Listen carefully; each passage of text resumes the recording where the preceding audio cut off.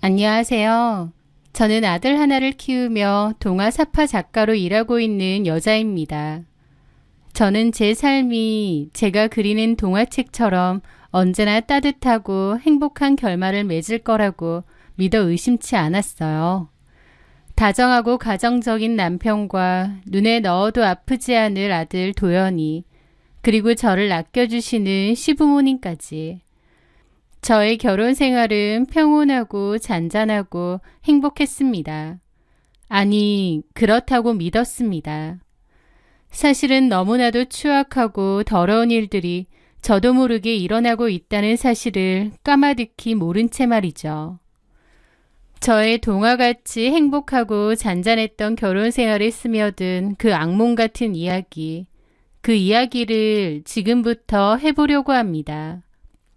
어느 평범했던 오후, 하원한 아이와 놀이터를 가서 여유로운 시간을 보내고 있었을 때였습니다. 그때 저희 아들은 5살이었고 미끄럼틀 타는 걸 특히 좋아했었죠.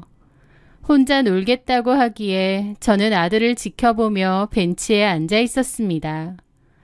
그런데 가만 보니 한 여자가 저희 아들에게 다가가더군요. 단정하게 묶은 머리에 수수하지만 고급스러워 보이는 옷차림, 그리고 사람을 편안하게 만드는 선한 인상을 가진 여자였습니다. 그 여자도 자신의 아이랑 같이 놀이터에 나온 것 같았는데 그 집 아이는 저희 집 아들보다 좀 더 작아 보이더라고요. 그 여자는 저희 아들에게 가방 속 젤리를 건네며 뭐라고 얘기를 하는 듯 했습니다. 아마 자기 아이와 함께 놀자고 말을 거는 듯 했죠. 저도 자리에서 일어나 웃으며 다가갔어요. 고맙습니다. 도연아, 젤리 주셨는데 감사합니다. 인사했어? 제 말에 그 여자가 웃으며 그러더라고요. 네, 방금 인사하더라고요. 아이가 참 똘똘하고 웃는 게 너무 예쁘네요. 몇 살이에요? 5살이에요. 어머, 그렇구나. 우리 진우는 3살인데. 그 여자 옆에 있는 작은 아이도 너무 귀엽더라고요. 좀 쑥스러운지 엄마 다리 옆에 꼭 붙어 있었죠. 저희 아들은 진우랑 같이 놀고 싶어 하기에 같이 놀라고 했습니다. 놀이터에서 만나서 같이 노는 일은 흔한 일이었으니까요. 둘은 금세 어울려 신나게 놀기 시작했고 저는 그 여자와 아이들을 지켜보며 자연스레 대화를 나누게 되었습니다. 이 아파트 사세요? 아, 네. 저는 저쪽에 210동 살아요. 사실 이사 온 지 한 달밖에 안 됐어요. 어머, 그러셨구나. 아이 이름이 뭔가요? 도연이에요. 이름 이쁘네요. 저희 아이는 진우예요. 도연이는 여기 아파트 어린이집 다니나 봐요. 거긴 괜찮나요? 네, 자연 체험 활동이 잘 되어 있어서 아이가 좋아해요. 선생님들도 좋으시고요. 진우도 어린이집 찾으시나 봐요?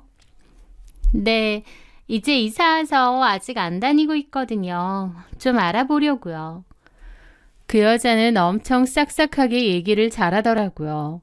저희는 육아라는 공통 분모가 있기 때문에 처음 만난 사이지만 서로 얘기가 잘 통했습니다. 자기 이름을 강효정이라고 밝힌 그 여자는 저보다 2살이 많은 언니더라고요. 효정 언니는 괜찮으면 연락처도 좀 달라고 했죠. 은지 씨한테 정보 좀 얻고 싶어서요. 여기 아는 사람도 없고 이런 얘기할 사람이 없어서 좀 막막했거든요. 번호 좀 줄 수 있죠? 그럼요, 언니. 그렇게 저희는 첫 만남에 서로 번호도 교환하게 되었습니다. 놀이터에서 만난 애 엄마들끼리 번호를 교환하는 일은 아주 흔한 일이었죠. 그리고 그 후로도 한 번씩 놀이터에서 만나게 되었어요. 대화도 잘 통하고 서로 성격이 잘 맞는 듯 했습니다.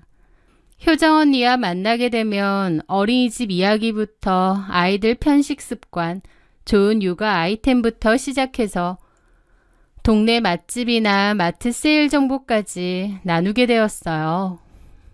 마치 오래전부터 알고 지낸 사이처럼 신기할 정도로 이야기가 잘 통했습니다. 아이들끼리도 잘 놀았고요. 그렇게 만나면 시간 가는 줄 모르고 대화를 나누었죠. 그맘때 남편에게도 효정 언니에 관한 이야기를 했습니다. 오늘도 그 언니 만났어. 전에 놀이터에서 만났다고 했던. 아, 210동 산다는? 애들끼리도 너무 잘 놀고 그 언니랑도 너무 잘 맞는 것 같아. 잘 됐네. 자기도 동네 친구 사귀고 싶어 했잖아. 그러니까 인상도 좋고 성격도 차분하고 아들도 순하고 귀엽더라. 남편은? 남편은 지방에서 일해서 거의 주말 부부로 지낸대. 혼자 애 키우느라 힘들어 보이더라고. 친정도 꽤 멀다고 하고. 내가 많이 챙겨줘야겠어. 그래, 그래. 잘 지내면 좋지. 같은 아파트 사니까 더더욱. 남편은 잘 됐다며 환하게 웃더라고요. 그 뒤로 저는 효정 언니와 더더욱 가까워졌습니다.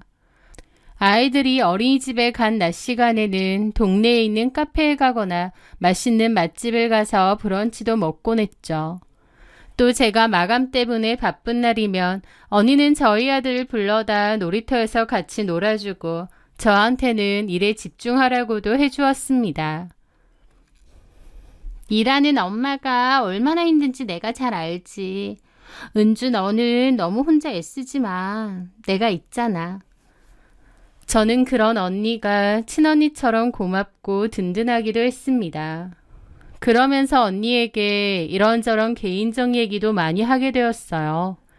일하면서 겪는 고충, 남편과의 사소한 다툼까지요. 그런 얘기를 할 때면 언니는 언제나 제 편이 되어 제 이야기를 들어주었고 현명한 조언도 아끼지 않았습니다.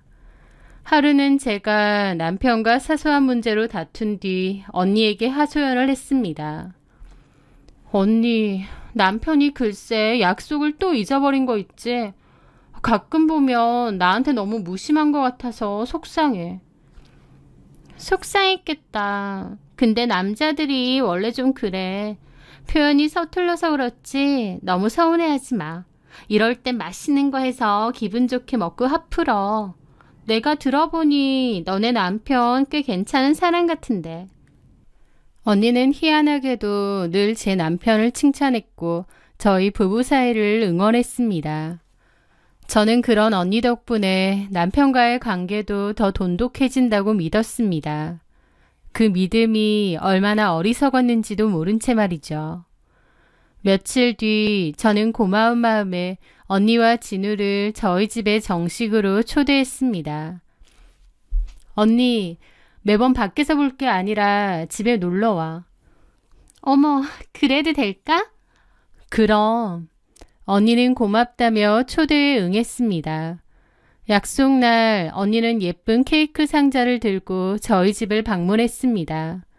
그녀는 집안을 둘러보며 연신 감탄했습니다. 와, 확실히 이 집은 정말 크고 좋다. 우리 집하고 다르네. 사실 저희 아파트는 평수가 여러 개였는데 효정 언니가 있는 동은 저희 아파트에서도 제일 작은 평수의 동이었거든요. 저는 좀 큰 평수였고요. 효정 언니는 집이 너무 예쁘다며 꼭 잡지에서 나오는 집 같다면서 칭찬을 하더라고요. 그림 그리는 사람이라 그런가? 감각이 너무 좋아. 나는 어차피 집도 작은 데다 꾸미는 재주가 없어서 집이 엉망인데 이 집은 너무 예뻐. 나도 이런 집 살고 싶네. 칭찬 고마워 언니. 그러던 그녀는 거실 중앙에 놓인 저희 가족 사진 앞에서 발걸음을 멈췄습니다. 한참이나 정말 한참이나 그 사진에서 시선을 떼지 못했습니다. 마치 사진 속 인물들을 스캔이라도 하듯 뚫어질 듯이 바라보더라고요. 남편분 인상이 참 좋으시다. 진짜 가정적으로 보이셔. 그리고 도연이가 아빠를 많이 닮았어. 붕어빵이네. 그런 얘기 많이 들어. 아빠랑 아들이랑 붕어빵이라고. 그렇게 즐거운 시간을 보냈고 그 후로도 언니와 저는 자주 만났습니다. 그러던 어느 날 하루는 놀이터에서 함께 아이들을 보고 있는데 지나가던 다른 아주머니 한 분이 무심코 말을 던졌습니다. 얘네는 형제예요? 그 말에 제가 웃었죠. 아니요. 어머, 형제가 아니에요? 근데 어쩜 이렇게 닮았어? 라고 하는 겁니다. 그 말에 저는 그런가 하고 말았는데 유독 효정 언니가 기분 좋게 웃으며 그 말을 반겼습니다. 어머, 정말 그래 보여? 예, 똑 닮았는데 형제가 아니라니 신기하네. 그렇게 말하시고 가셨는데 효정 언니가 웃으며 그러더라고요. 우리 진우가 잘생긴 도연이 형아를 닮았다니. 나 너무 좋은데? 에이, 진우도 잘생겼죠. 그래? 저는 저희 아들과 진우를 가만히 바라봤습니다. 그 전까진 미처 몰랐는데 이제 와서 보니 정말 둘이 많이 닮았더라고요. 웃는 모습, 동그란 코, 살짝 처진 눈매까지. 아이들이 함께 웃을 때면 정말 형제처럼 보이기도 했으니까요. 저랑 언니는 외모가 전혀 비슷한 느낌이나 이미지가 아닌데 각자의 아들 둘은 비슷하게 생겼다는 사실이 조금 신기하다고 생각했습니다. 그래서 속으로 언니네 남편이 우리 남편이랑 비슷하게 생겼나? 라고 생각했던 것 같아요. 왜냐면 저는 그때까지 언니네 남편을 본 적이 없었으니까요. 그런데 바로 그날이었습니다. 제 인생을 송두리째 뒤흔든 사건이 생겼죠. 저희 남편이 예상보다 일찍 퇴근을 했고 제가 놀이터에 있다는 말에 곧장 그리로 온 겁니다. 멀리서 저와 아들을 향해 은주야, 도연아 하고 손을 흔들며 다가왔죠. 그런데 제 앞으로 다가온 남편은 제 옆에 서 있는 효정 언니를 보고는 그 순간 무슨 저승사자라도 본 양 얼굴이 새하얗게 질리는 겁니다. 그리고는 자리에 우뚝 멈춰서기까지 했죠. 환하게 웃던 남편이 갑자기 동공에서 지진이라도 난 듯 흔들리는 것을 저는 똑똑히 보았습니다. 몹시 당황하고 놀란 얼굴이었죠. 그걸 지켜본 저는 뭐지 싶더라고요.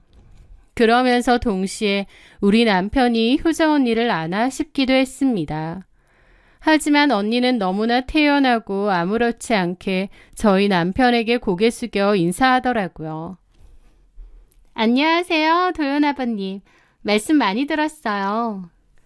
그 말에 남편도 당황한 기색을 좀 거두더니 가볍게 목례를 하더군요.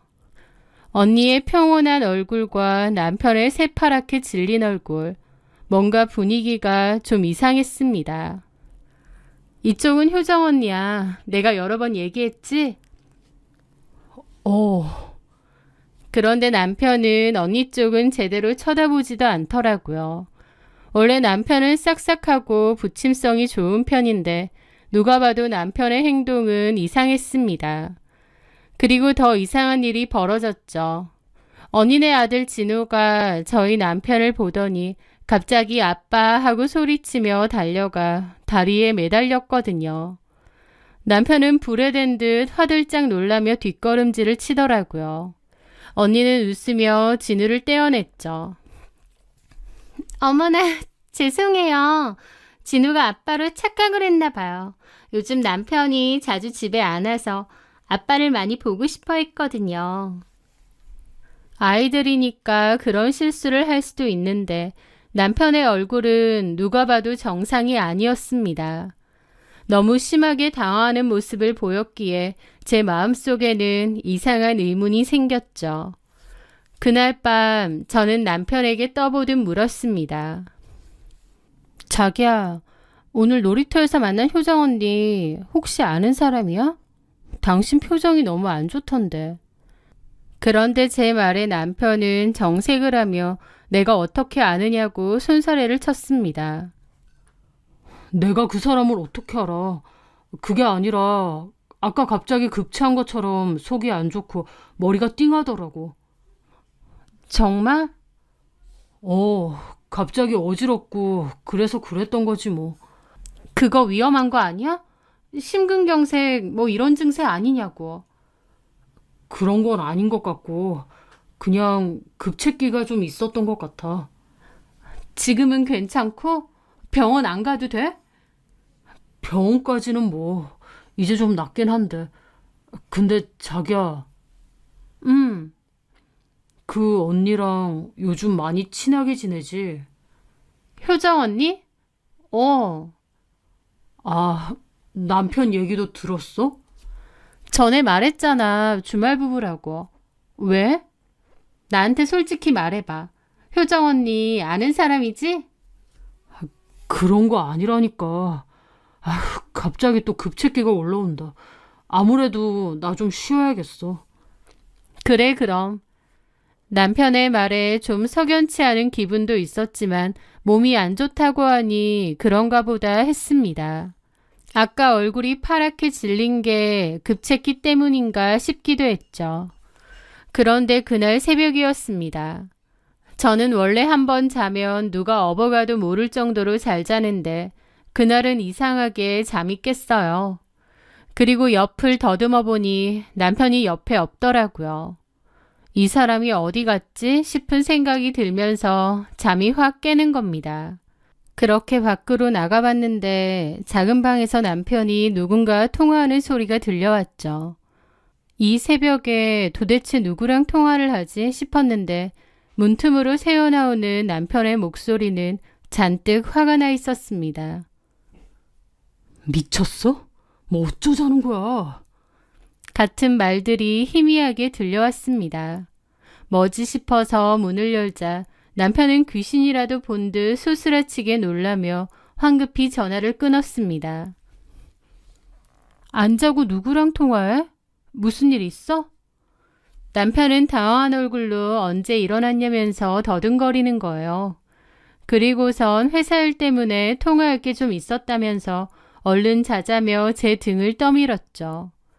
하지만 이 늦은 시간에 회사 사람과 저런 통화를 한다는 것이 말도 안 되고 남편이 뭔가를 속이고 있다는 확신이 들었습니다. 저는 다음 날 남편이 출근 전 씻으러 간 사이 남편의 휴대폰을 몰래 봤는데요. 그런데 어제 새벽 시간에 통화 기록이 깨끗하게 지워져 있는 겁니다. 오히려 통화 기록이 지워져 있는 걸 보고 심장이 쿵 하고 내려앉았어요. 분명 새벽에 통화하는 걸 들었는데 그 기록을 지운 거니까요. 남편이 뭔가를 속이는 게 분명하다고 생각했고 바람을 피우는 거라는 짐작이 강하게 들었습니다. 어제 그 통화 내용도 좀 이상했고요. 세상 다정하고 가정적이라고 생각했던 남편이 딴짓을 한다니 이걸 어떻게 받아들여야 될지도 모르겠고 앞으로 뭘 어쩔지도 모르겠더라고요. 저는 그날 효정 언니를 만나 눈물을 글썽이며 남편의 이상한 행동에 대해 이야기했습니다. 남편이 밤 늦게 비밀 통화를 하고 기록을 지우기까지 했다고 말이죠. 제 이야기를 들은 언니는 제 손을 꼭 잡고 위로했습니다. 남편 말대로 정말 회사 일일 수도 있지. 은주 네가 너무 예민하게 생각하는 거 아닐까? 남편을 좀 더 믿어줘봐. 언니의 얘기를 들어도 제 마음속의 불안은 가시지 않았습니다. 그렇게 벤치에 앉아 이야기를 하고 있는데 갑자기 비가 쏟아지더라고요. 언니는 밖에서 계속 있긴 그렇고 자기 집에 가서 차를 마시자고 제안했습니다. 그렇게 그날 처음 언니네 집에 가게 되었어요. 언니네 집은 저희 집보단 좀 작지만 깔끔하고 단정하게 꾸며져 있었습니다. 애 키우는 집임에도 살림살이가 많지는 않더라고요. 아이들은 방에서 놀고 있었고 언니는 저를 위해 차를 준비해 준다고 했습니다. 저는 집을 구경해도 되냐고 물었고 언니는 그러라고 하더라고요. 그렇게 주변을 둘러보던 저는 열려있는 안방의 방문 사이로 뭔가를 보고 걸음을 멈췄습니다. 안방에는 어떤 사진들이 걸려 있었는데 아마도 남편의 사진 같더라고요. 그런데 그게 이상하게 제 발길을 잡는 겁니다. 사실 집을 구경해도 안방까지 들어가는 건 실례라는 걸 아는데 언니에 대해서 뭔가 석연치 않은 기분이 있다 보니 저도 모르게 문을 열고 안으로 들어가게 되었습니다. 그런데 벽면에는 사진들이 붙어 있었는데 그 사진을 보는 순간 그 자리에서 얼어붙고 말았어요. 왜냐면 벽면에 붙여놓은 사진들은 제 남편 최성진의 사진들이었거든요. 사진이 많지는 않았지만 그건 분명 제 남편 사진이었습니다. 최성진이 진으로 보이는 작은 아기를 안고 찍은 사진도 있고 효정 언니가 몰래 옆에서 찍은 듯한 사진들도 있었어요. 언니랑 같이 찍은 사진은 없었고요. 친한 언니네 집 안방 벽면에 붙어있는 내 남편의 사진이라니 이런 말도 안 되는 상황이 어디 있겠나요. 소름이 쫙 돋고 다리가 얼어붙는 것 같더라고요. 혹시 언니 남편인데 내 남편하고 닮은 건가? 해서 여러 번 봤는데 아니었습니다. 분명 제 남편이었습니다. 쌍둥이가 아니고서야 이렇게 닮을 수는 없었죠. 이게 뭐지? 이게 뭐지? 너무 경악스럽고 혼란스럽더라고요. 꿈을 꾸고 있나 싶기도 하고요. 그때 어느샌가 제 등 뒤에 다가와 서 있던 언니가 아무렇지 않게 그러는 겁니다. 차 마셔. 저는 그 말에 그 어떤 공포영화보다 자지러지게 놀랐습니다. 저는 너무 놀라서 보는데 언니는 아무렇지 않아 하더라고요. 놀라서 말도 잘 안 나왔는데 겨우 정신을 차리고 물었습니다. 언니, 이게 뭐야? 이 사람 내 남편이잖아. 그러자 언니는 아무렇지 않은 평온한 얼굴로 살짝 미소까지 지으며 대답했습니다.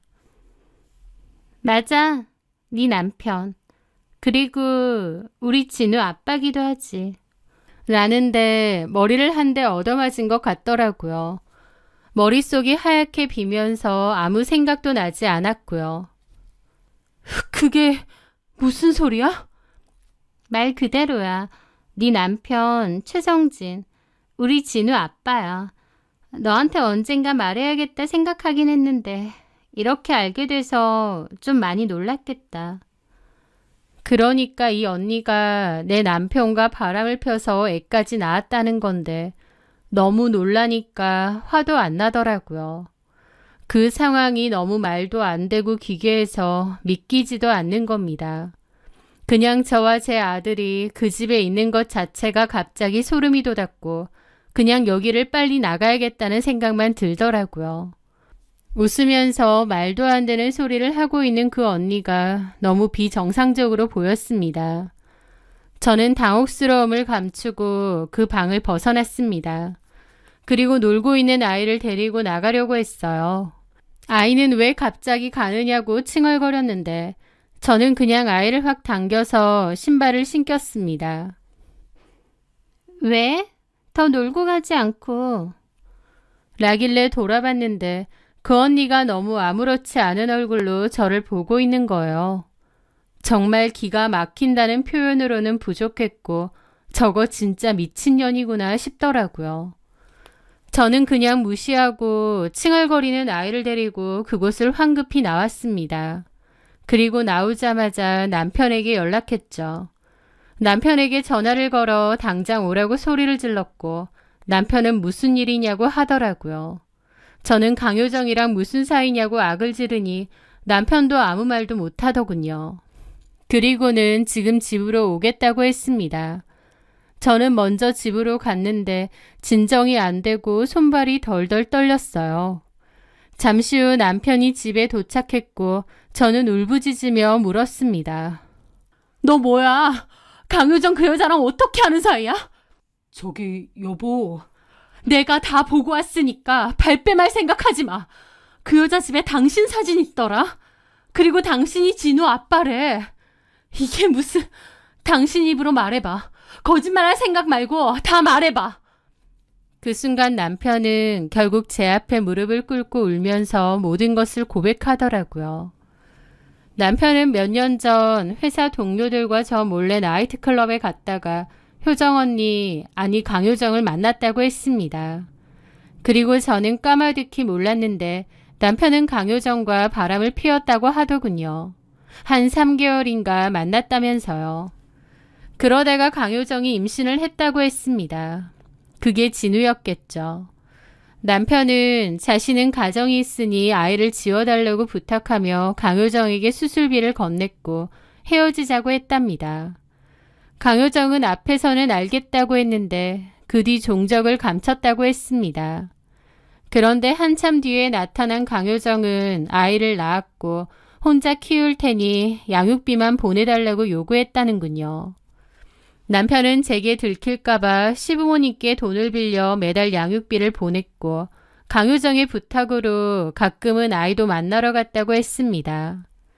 제가 본 벽에 붙어있는 사진은 그럴 때 찍은 사진이었던 것 같아요. 어쨌든 저는 정말 상상도 하지 못한 남편의 이중생활을 알게 된 거죠. 너무 경악스러워서 말도 안 나오더군요. 여보, 내가 잘못했어. 내가 진짜 나쁜 놈이고 잘못한 거 아는데 내가 그 여자 임신했다고 했을 때 하늘이 무너지는 줄 알았어. 그 여자한테 정말 미안하다고 수술하고 끝내자고. 내가 진짜 제정신이 아니었던 것 같다고 빌기까지 했어. 그렇게 끝내려고 했는데 그 여자가 마음대로 아이를 낳았고 그 뒤로 당신한테 이른다면서 내 목줄을 잡고 흔든 거야. 나도 너무 힘들고 괴로웠어. 그랬는데 갑자기 연락이 두절됐어. 그래놓고 갑자기 이런 식으로 나타난 거라고. 놀이터에서 그 여자 마주쳤을 때 나 진짜 기절하는 줄 알았어. 그 여자 정상이 아니야. 당신한테도 일부러 접근한 것 같아. 내가 진짜 잘못한 건 맞는데 그 여자 진짜 미친 여자야. 나도 덫에 걸린 거라고. 제발 나 좀 살려줘, 여보. 당신 지금 그걸 변명이라고 하는 거야? 나 몰래 나이트클럽 가고 거기서 여자 만나서 무려 3개월 넘게 바람을 피고 애까지 그래놓고 뭐가 어째? 기가 막혔습니다. 저는 남편을 도저히 믿을 수도 용서할 수 없었습니다. 그가 지금 말하고 있는 것조차 진실인지 모르겠더라고요. 특히 그런 엄청난 일이 있었는데 제 앞에선 조금의 티도 내지 않았다는 사실이 얼마나 경악스럽던지요. 남편이 그렇게 거짓말을 잘하는 사람인지 몰랐습니다. 게다가 남편 말이 사실이라면 강효정 그 여자는 제정신이 아니었습니다. 애초에 제가 최성진 아내인 걸 알면서도 일부러 접근한 거잖아요. 도대체 무슨 의도로 그랬는지 모르겠지만 너무 소름 끼치고 무섭더라고요. 남편놈의 잘못 때문에 나와 우리 아이까지 그런 미친 여자에게 놀아났다고 생각하니 너무 화가 나는 겁니다. 저는 남편에게 꼴보기 싫으니 당장 꺼지라고 했습니다. 모든 사실이 저를 충격으로 몰아넣었고 소름 끼치게 만들더군요. 무엇보다 도대체 강효정이 왜 내게 접근한 건지 그 의도가 궁금했습니다. 저는 결국 강효정에게 연락해 왜 그랬냐고 물었습니다. 그런데 그녀는 소름 끼치도록 밝은 목소리로 대답하더군요. 왜 그랬냐니? 애아빠가 똑같은데 그럼 진우랑 도연이는 형제잖아. 같이 키우면 얼마나 좋아. 그래서 그런 것뿐이야. 우리 진우는 아빠를 잘 못 보니까 섭섭해하는 것 같고 해서 성진 씨 근처로 온 것도 있고. 우리 같이 잘 지내자. 나 더 욕심 없어. 그냥 너는 본처 하고 나는 여기서 조용히 지낼게. 지금처럼 아이들도 자주 만나게 해주고. 어때? 라는데 그 해맑은 목소리가 너무 역겹고 소름이 끼치더라고요. 그 여자는 제정신이 아니었습니다. 정상이어야 싸우든지 욕을 하든지 하죠. 이 여자는 제대로 미친 여자였고 더 이상 엮이면 큰일 나겠구나 본능적으로 느껴지더라고요. 저는 아무 말도 하지 않고 조용히 전화를 끊었고 친정의 모든 사실을 알렸습니다.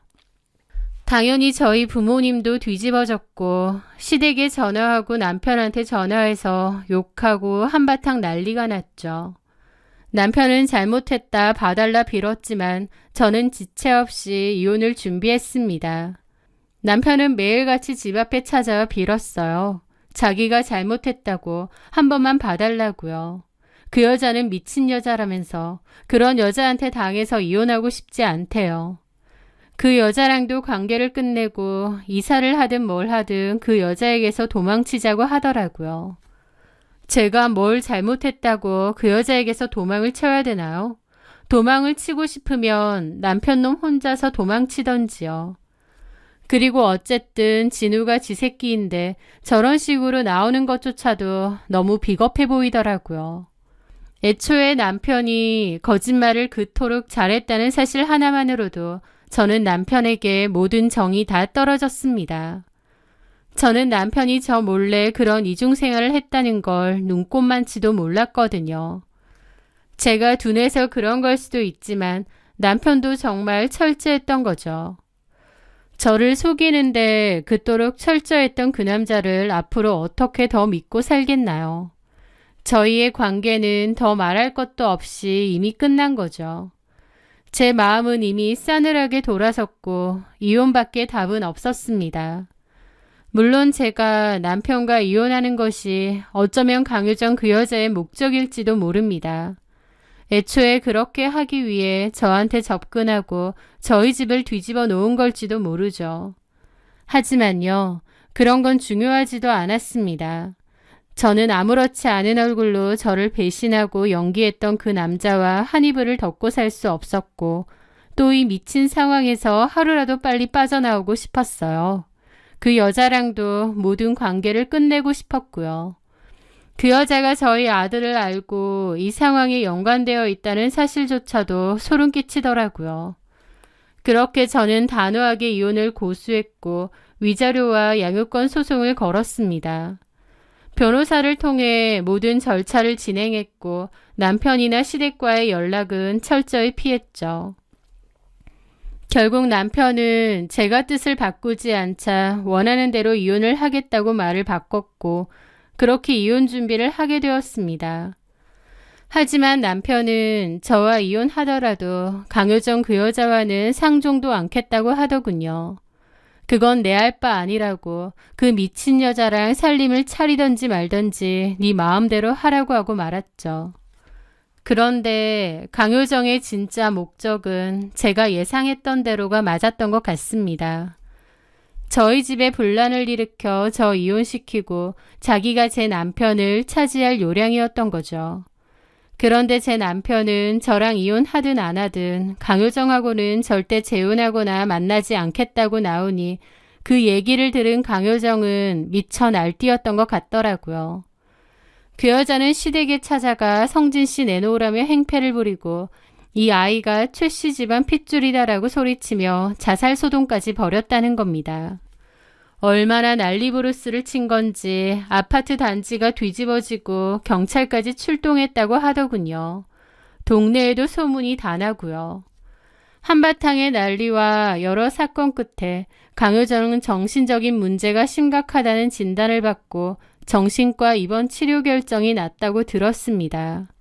생물학적 아빠인 남편은 결국 진우를 데려온 모양이고 차마 핏줄을 내치지 못한 시부모님께서 현재 그 아이를 키우고 계신다더군요. 막말로 남편이 저지른 짓 때문에 많은 사람들이 피해와 상처를 받은 거죠. 남편은 뒤늦게 자기 행동을 너무나 후회한다면서 처절하게 후회하고 술에 빠져 산다고 했습니다. 시부모님이 얘기를 해주셔서 알게 되었는데 죄송하지만 이런 일로 전화 주시지 말았으면 좋겠다고 시부모님도 끊어냈습니다.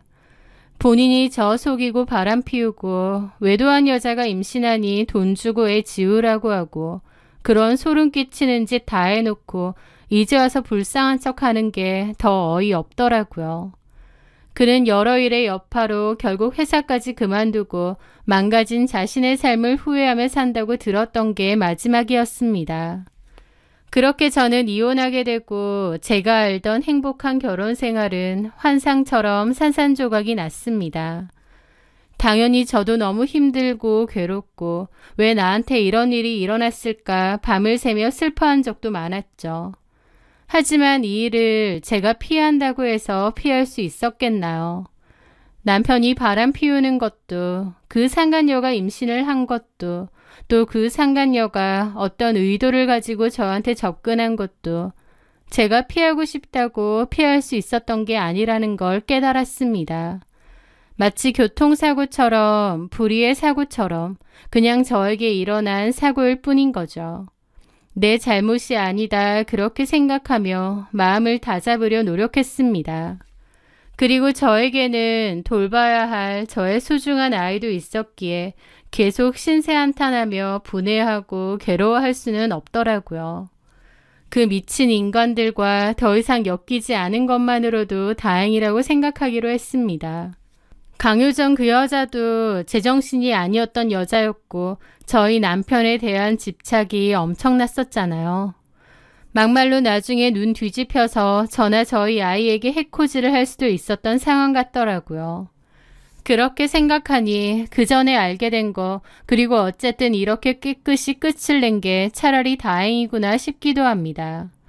그리고 지금 생각해도 참 신기한 건 강효정이랑 지낼 때 그 여자에게서 어떤 이상한 점을 몰랐다는 것입니다. 정신적으로 그토록 문제가 있었다면 티가 났을 텐데 그저 저에게는 상냥하고 착한 동네 언니일 뿐이었거든요. 사람의 진짜 속마음은 알 수 없다는 게 지금 생각해도 너무 무섭긴 하네요. 남편과 그려나가던 제 결혼 생활이라는 동화는 찢겨져 버렸지만요. 이제는 제 아들 도연이와 저 둘만의 새로운 이야기를 그려나가려 합니다. 더 이상 예쁘고 따뜻한 색이 아닐지라도 적어도 진실된 색으로 말이죠. 아들과 함께 씩씩하게 살아나갈 제 앞날을 많이 응원해 주셨으면 좋겠습니다. 제 사연 들어주셔서 감사합니다.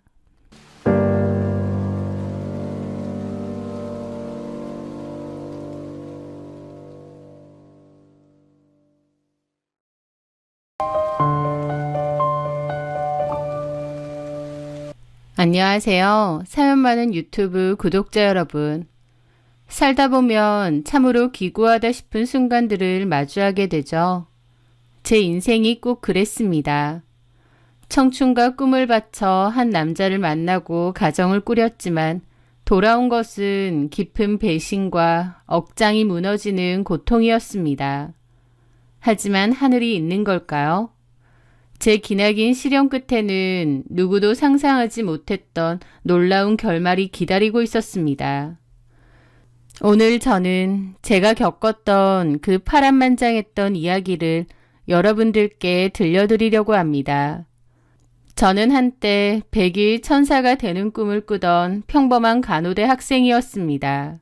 학교에 열심히 다니면서 한창 미래에 대한 기대로 부풀어 있던 시절 제 인생을 송두리째 바꿔놓을 한 남자를 만나게 되었죠. 바로 저희 집에서 하숙을 하던 박성규라는 남자였습니다. 저희 집은 마당이 딸린 주택이었는데요. 1층 보일러실 옆에 작은 별도의 방이 하나 있었어요.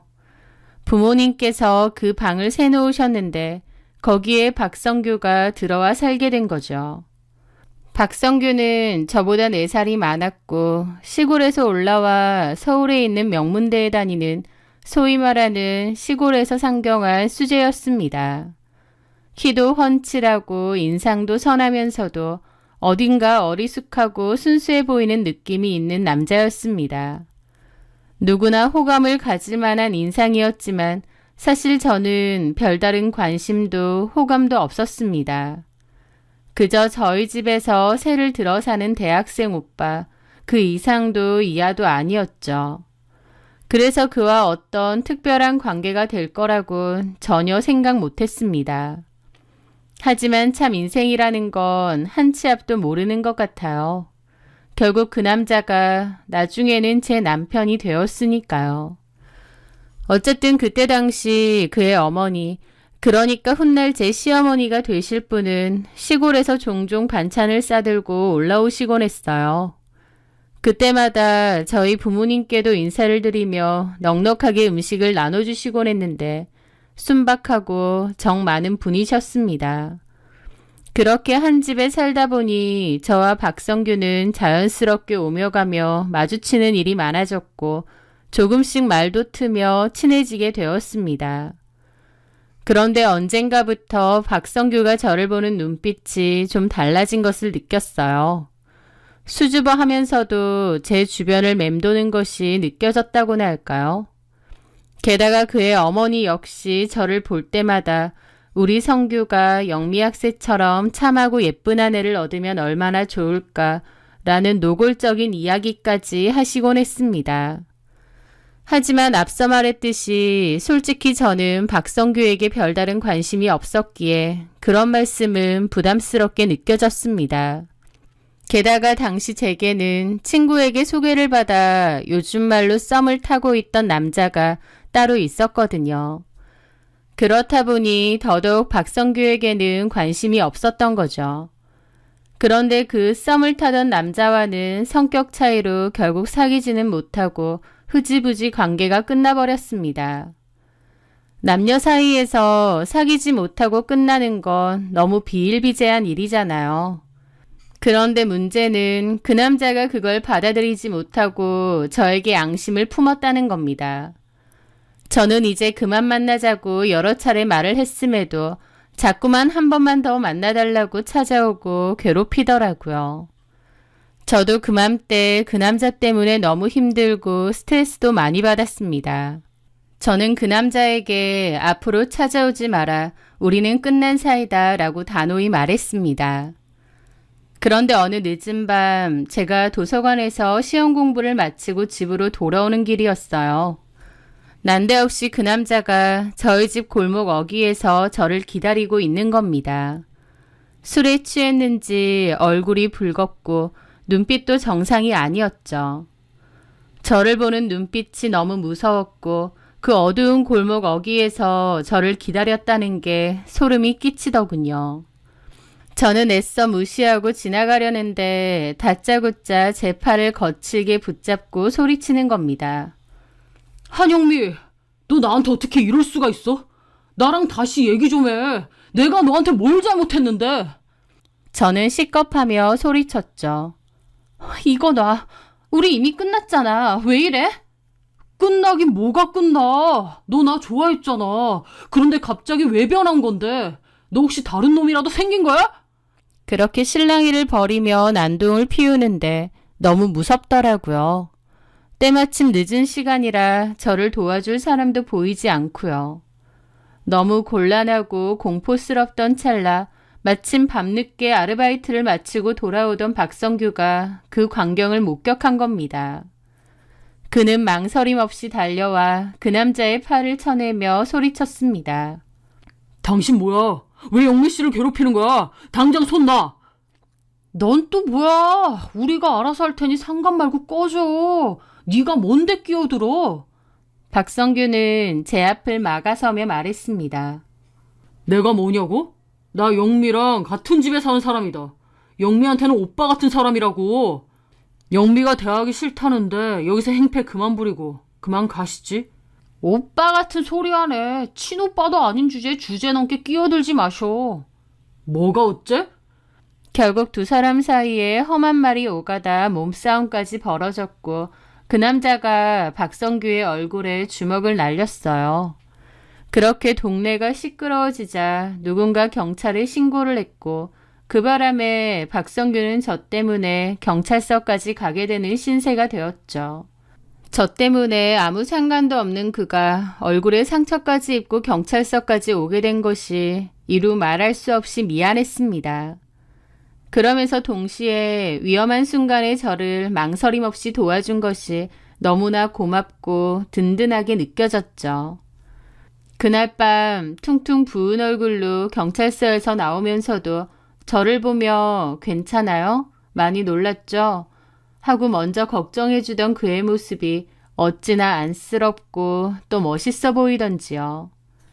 그 사건을 계기로 저는 박성규에게 조금씩 마음을 열게 되었습니다. 그의 순수하고 우직한 모습, 그리고 저를 위하는 진심에 끌렸던 것 같아요. 그렇게 저희는 자연스럽게 연인이 되었습니다. 서로 미래를 약속하며 잘 만나왔죠. 그 미래라는 게 서로 직업을 갖고 자리를 잡고 그리고 결혼 이야기도 하자는 거였어요. 그런데 제가 대학교 3학년 겨울방학을 맞이했을 때 덜컥 임신을 하게 된 겁니다. 아직 학생 신분인데 예상치 못한 임신이었기에 정말 당황스럽고 두려웠습니다. 간호사라는 내 꿈은 어쩌나, 부모님께는 뭐라고 말씀드리나 앞날이 캄캄했죠. 그때 박성규는 막 대학을 졸업하고 작은 회사에 취직해서 다니고 있던 때였는데 제 소식을 듣자마자 한달음에 달려와 제 손을 꼭 잡고 말했습니다. 영미야, 걱정하지 마. 내가 책임질게. 우리 결혼해서 같이 아이 낳고 행복하게 살자. 내가 너랑 우리 아기 절대로 굶기지 않을게. 약속해. 심지어 그의 어머니도 시골에서 한달음에 달려와 제 손을 붙잡고 설득하셨죠. 영미야, 이건 하늘이 주신 축복이야.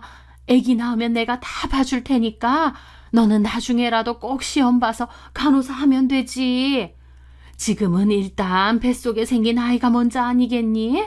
이것도 운명인데 둘이 결혼해서 오순도순 살아. 그게 순리야.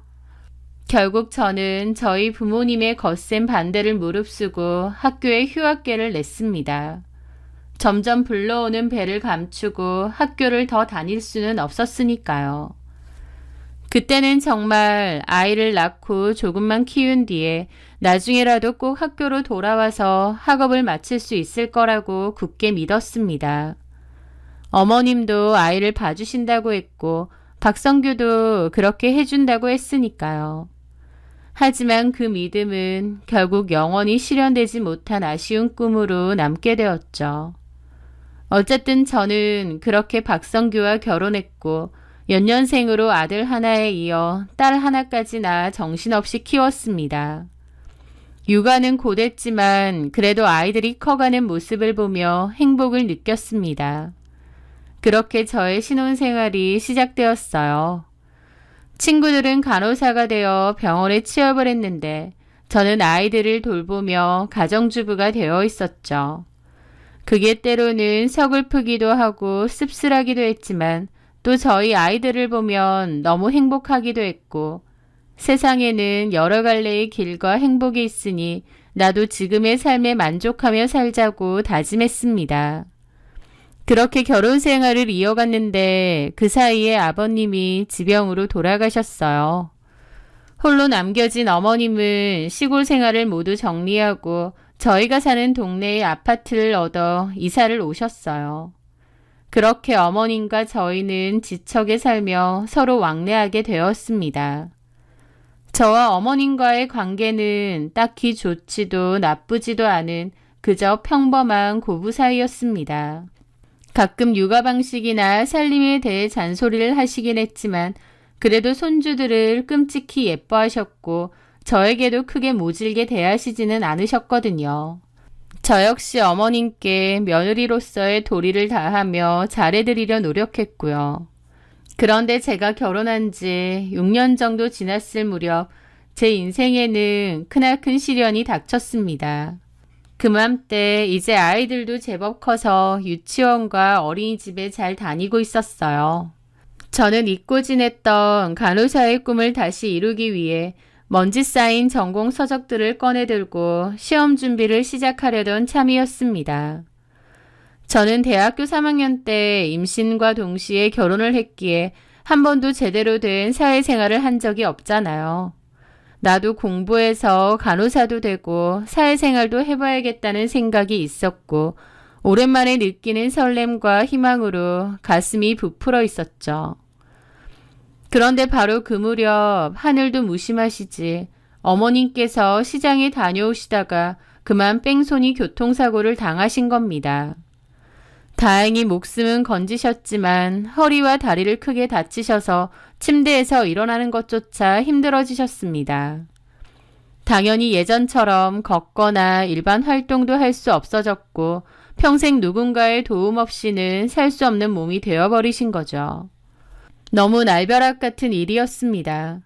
그런 기막힌 일은 남의 일인 줄로만 알고 살아왔는데 그게 바로 내 가족에게 닥치게 되었던 겁니다. 어머님의 퇴원 날짜를 이야기하던 중 남편이 제 손을 잡고 눈물을 글썽이며 간곡하게 부탁하더라고요. 여보, 미안하지만 당분간 어머니 간병 좀 당신이 맡아주면 안 될까? 나는 일 때문에 도저히 시간을 낼 수가 없고 요양병원에 모시는 건 그래도 자식된 도리가 아닌 것 같아.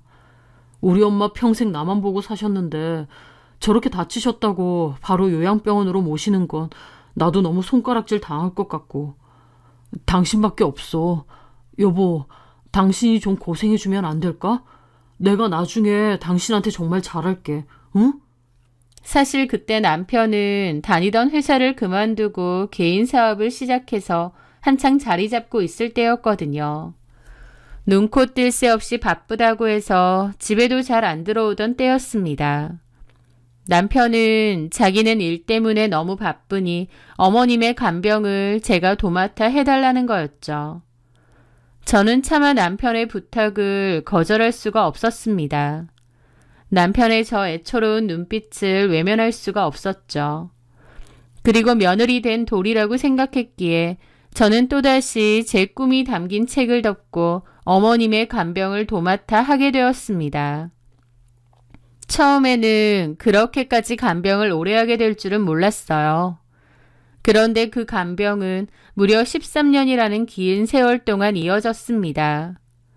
간병이라는 것은 겪어보지 않은 사람은 상상조차 할 수 없을 만큼 고되고 힘든 일이었습니다. 특히 몸보다는 마음이 많이 고됐죠. 하루의 시작은 시어머니의 기저귀를 가는 것으로 시작되었습니다. 대소변을 받아내는 것은 물론이고 욕창이 생기지 않도록 2시간마다 몸을 돌려드려야 했습니다. 식사도 그냥 드릴 수 없었어요. 활동을 못해서 소화가 안 되시기 때문에 삼키기 쉽게 모든 음식을 잘게 만들어 드려야 했고 식사가 끝나면 약을 챙겨 드려야 했어요.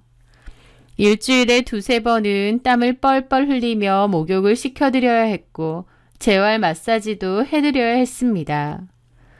어머님도 너무 힘들어 하셨고 저에게 푸념도 참 많이 늘어놓으셨습니다.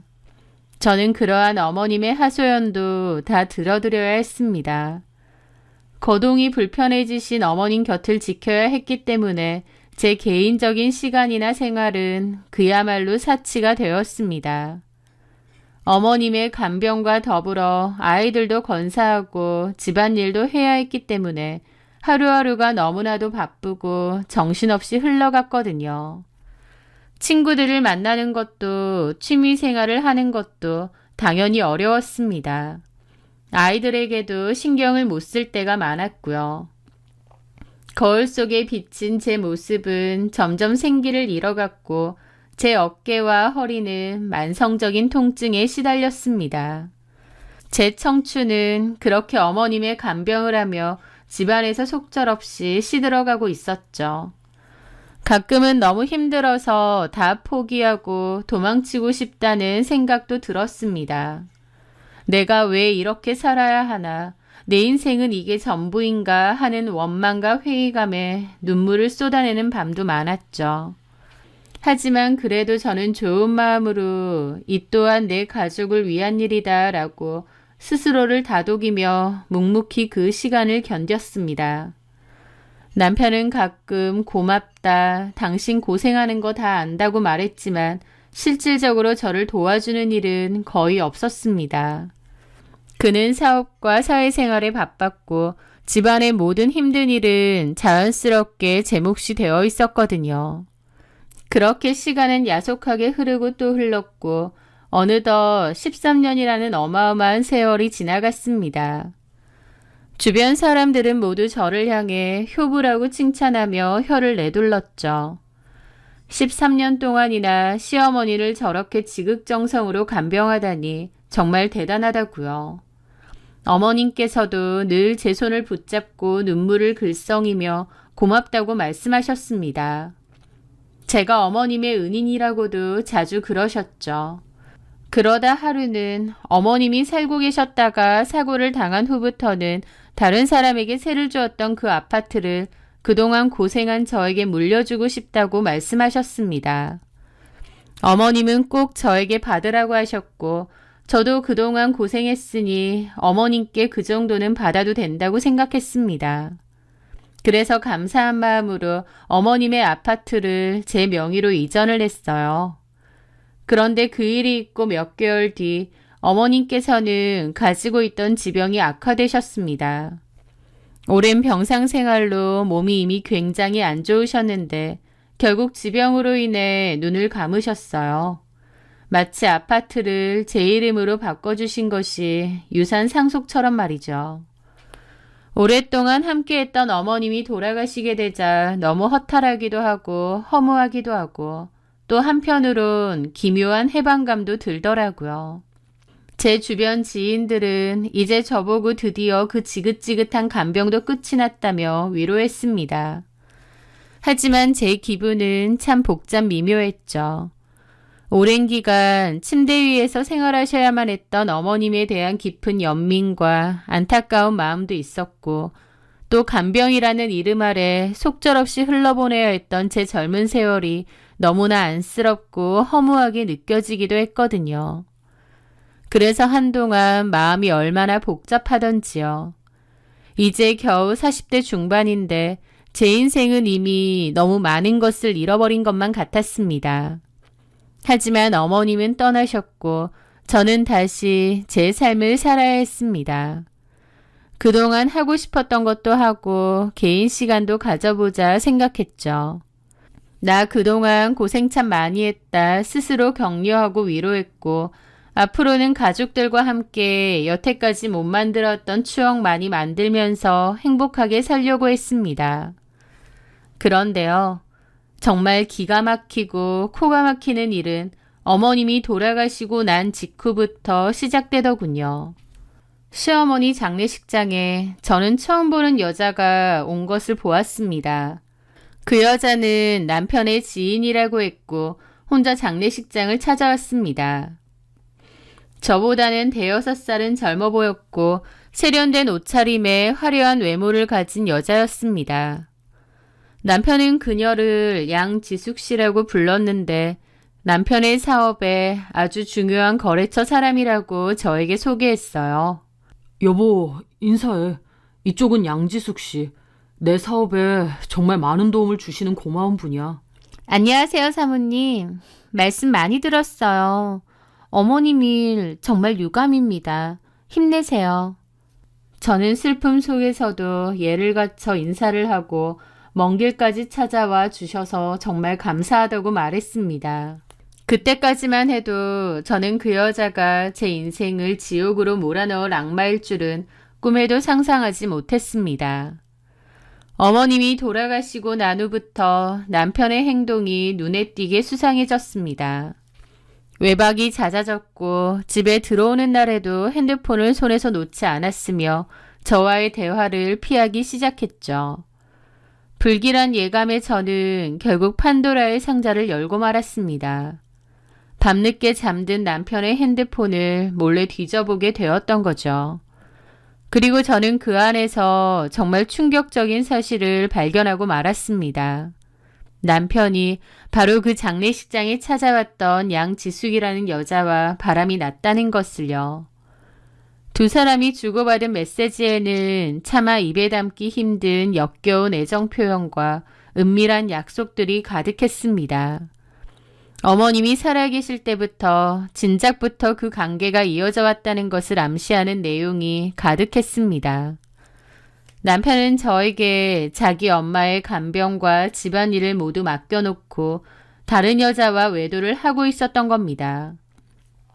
어떻게 이럴 수가 있는지 하늘이 무너지는 듯한 충격과 배신감에 온몸이 떨려오더군요.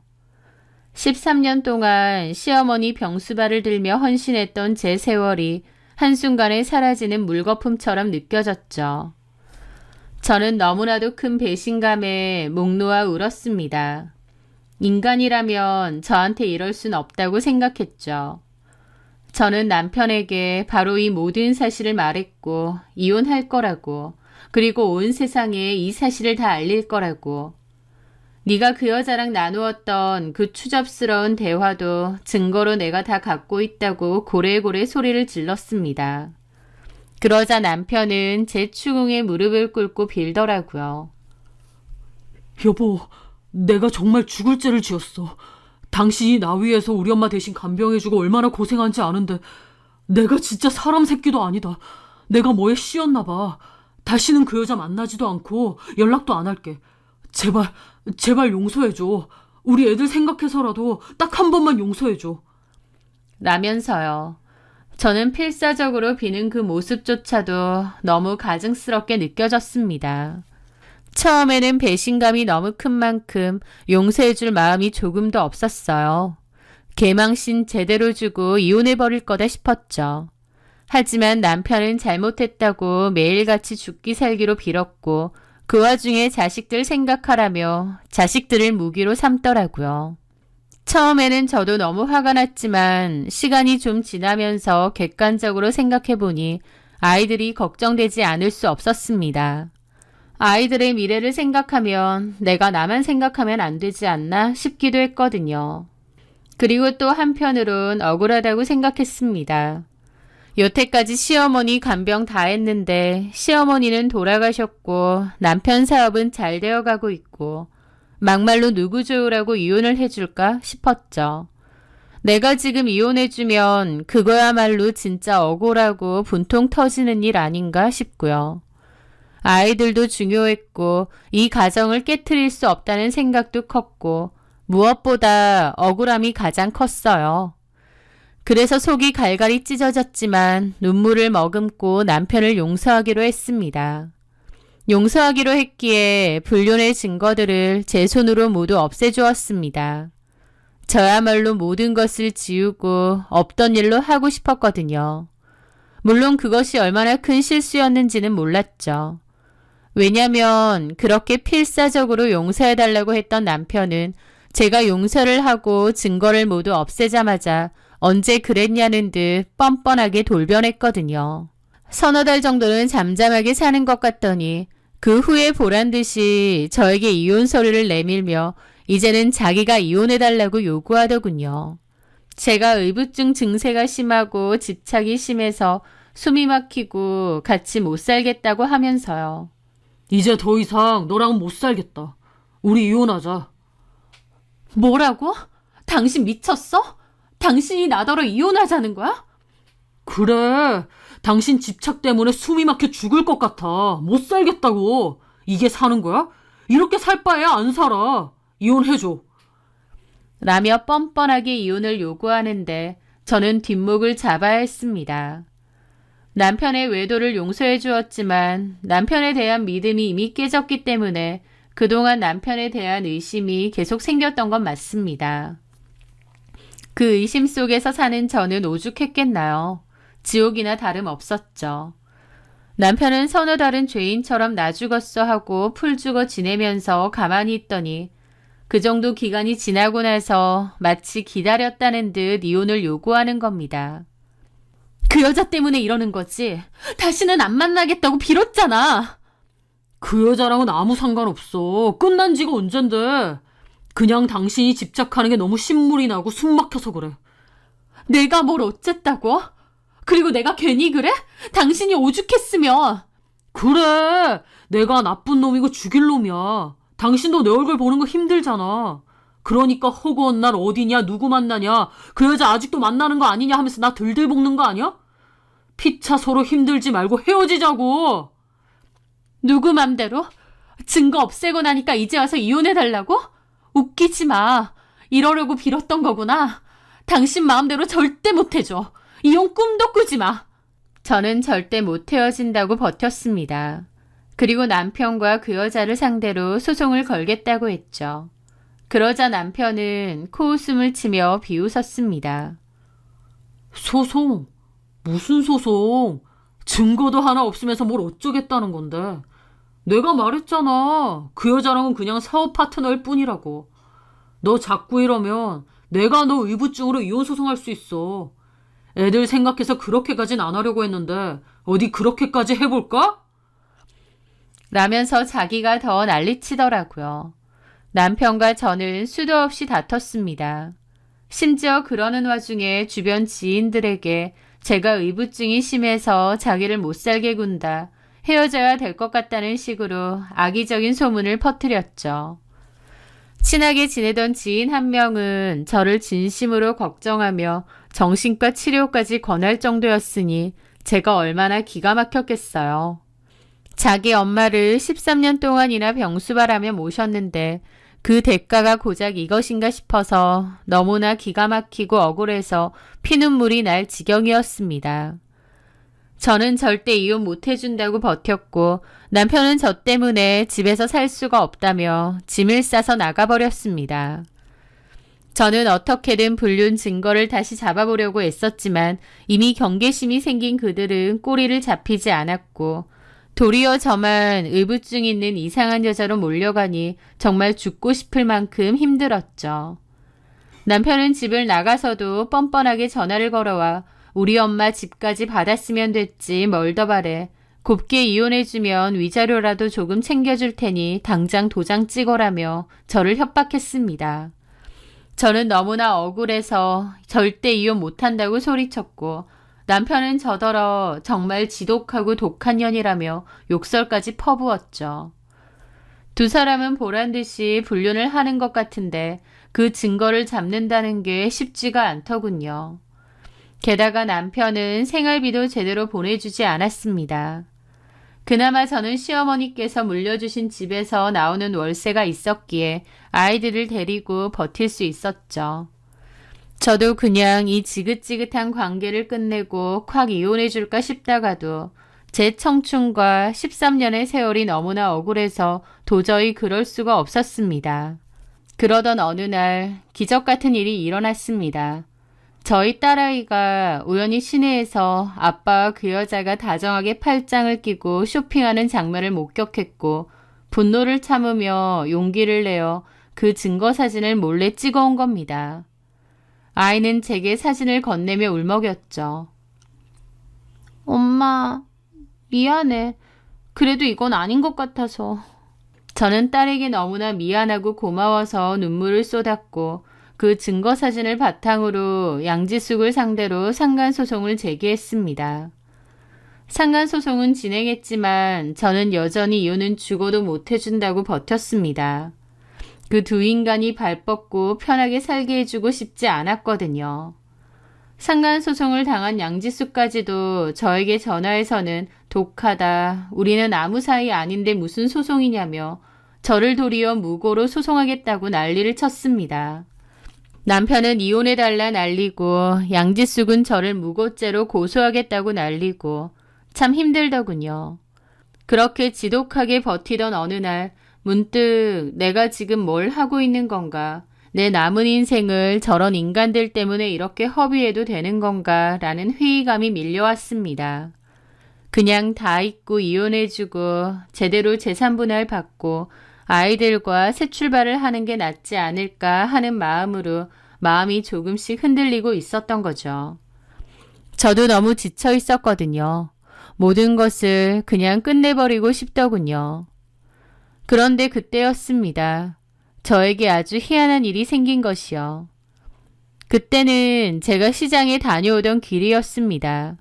머릿속은 이혼을 해줘야 되는 게 아닌가 라는 생각으로 가득했고 지친 마음으로 장을 보고 돌아오던 길이었죠. 가던 길에 길가에 힘없이 주저앉아 계신 한 할머니를 발견했습니다. 너무 어지러워 보이셔서 제가 다가가 부축도 해드리고 근처 편의점에서 시원한 물도 한 병 사다 드렸죠. 할머니께서는 고맙다며 제 손을 꼭 잡으셨는데 혼자 댁까지 가시기 힘들어 보이셔서 제가 집까지 부축해드린다고 했습니다. 그런데 할머니 댁이라고 해서 따라간 곳이 일반 가정집이 아니라 무슨 보살집이나 무당집 같은 곳이더라고요. 허름하지만 묘한 기운이 감도는 곳이었죠. 저는 평소 그런 곳은 가본 적이 없어서 신기하기도 하고 조금 낯설기도 했습니다. 하여튼 할머니를 방 안까지 모셔다 드리고 인사를 하고 막 돌아가려는데 할머니께선 제 등 뒤에 대고 나지막이 말씀하셨습니다. 얼굴에 근심이 가득하구먼. 마음고생이 심한 게 다 보여. 무슨 큰 걱정거리가 있는 모양인데 혹시 지금 뭔가 중대한 결정을 내리려고 마음먹었으면 딱 1년만 더 기다려보게. 딱 1년만. 그리하면 모든 것이 저절로 해결되고 제자리를 찾게 될 것이니 너무 조급해 말고 하늘의 뜻을 기다려봐. 라고 하시더라고요. 저는 그 말에 너무 놀라 더 물어보고 싶었지만 할머니께서는 이미 눈을 감고 계셨고 더 이상 저에게 아무 말도 하지 않으셨습니다. 저는 알 수 없는 묘한 기분을 느끼며 그 집을 나섰습니다. 그저 미신일 수도 있지만 왠지 모르게 그 말이 마음에 깊이 남더라고요. 그래서 저는 이혼을 선택하지 않고 버텼습니다.